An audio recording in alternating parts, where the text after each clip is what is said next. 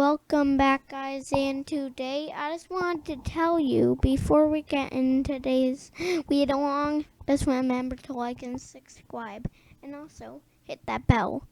Welcome back, guys, but I just wanted to tell you that I'm not really, at first I wasn't really impressed enough that these could be good enough for, like when I first bought them, but I was wrong, so welcome to our first read along.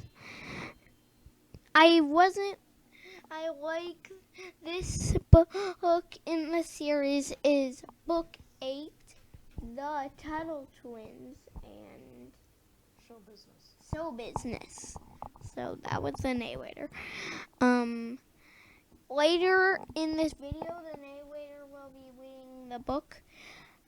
And so, hope you enjoy this read along. Show Business by Connor Boyack. That is why I am the one who did it, the actor dramatically declared. The Tuttle Twins were mesmerized by the plot twist in the musical they were watching. It was their first experience watching a performance on Broadway, and they were hooked. That was amazing, Emily exclaimed as the Tuttle family exited the theater. I wish we had stuff like this back home. The family chatted about the play as they walked through Times Square. The twins enjoyed the sights and the delicious foods in New York City, but the theater had become the highlight of the family vacation. I once dreamed of being on Broadway, Mrs. Tuttle said, as she twirled in the air. I loved doing theater when I was younger. Mr. Tuttle booked a ride with his phone as the twins took one last look at the bright city lights. Soon their car arrived and they were off to the airport to catch their flight home. Let's watch Shark Pool, Ethan suggested once the plane had taken off.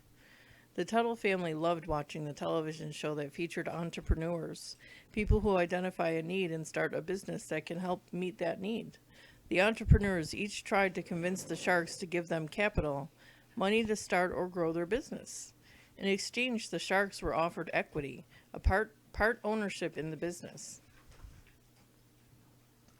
One of the entrepreneurs was offering the sharks an opportunity to help the company he started to sell self-tying shoes for children and people with disabilities. He wanted $350,000 and was willing to give up 10% of his business to an interested shark. The sharks thought the shoes were stylish and tied themselves really well. And there's nothing else like these out there, one observed. I'm interested. I love unique businesses that don't have much competition, another said. I'll make you an offer. In the end, the sharks teamed up to give the entrepreneur the capital he was seeking. That's going to be very successful business, one of them observed as the owner left with hugs and smiles. Hey there, Jared. Hey, there's Jared, Emily suddenly shouted as the next entrepreneur walked out. Their friend was looking for the capital to grow his food truck business, which was now in several cities. So, oh yeah, he's from episode 4. Now you can keep reading. Jared was asking for a $100,000 investment, money given to a business owner to help grow the business and create profit for everybody. In exchange, Jared was offering a 15% share of his business. After he explained how the business worked, Jared provided the sharks with samples of their food from their trucks. Food his trucks sold. This is delicious, one of them said, but there are food trucks everywhere. The market is too crowded. I'm out. You need a lot of money, another shark observed, but how am I going to make my money back? There's nothing unique about your food truck business. This offer sounds too risky. Like Dad always said, where there's risk, there might be a reward, Emily remarked to Ethan. But with all the competition that Jared has with other food trucks, the rewards are not worth the risk for the sharks, Ethan said. And he was right. None of the sharks were willing to invest their money in Jared's company. So, I don't know why he did that, but it was really risky. From episode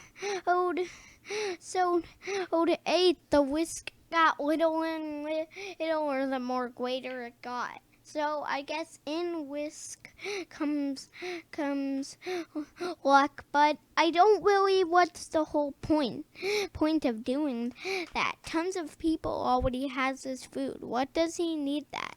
Well, to expand his food, of course, but I do that. People love your food just the same.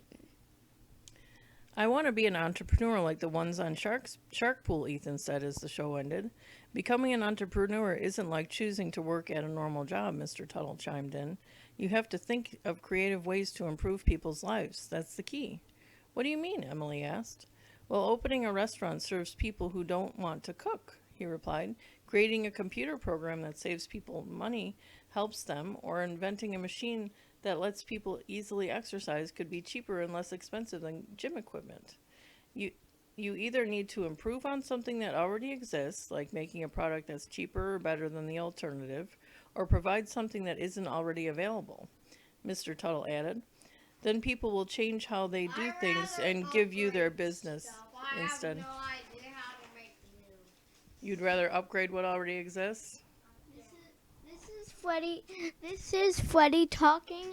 He's one of the co-executives on the show. Ethan began thinking of Emily as Emily hummed a song from the musical they had seen. And then it clicked. What if we started a theater of our own in our town? He said. The wheels started turning in each of the Tuttles' minds as they realized this was an opportunity worth exploring. Besides the occasional school or church play, people in their city didn't have any opportunity to go to the theater. It was way past the twins' bedtime when the plane finally landed, and Ethan and Emily were so tired they could barely walk. Need a ride? A familiar voice asked as the family grabbed their luggage. Nana, Mrs. Tuttle's mother had come to drive them home. When we're successful entrepreneurs, maybe we'll have a limousine pick us up instead, Emily commented to Ethan as she yawned. Got a business idea in mind, do you? Nana asked. Actually, yes, Miss Tuttle replied. The twins are thinking about starting a community theater. We think it might be a real business opportunity. That sounds intriguing, Nana replied. I'd like to hear more, but first, let me make sure you all get a good night's rest.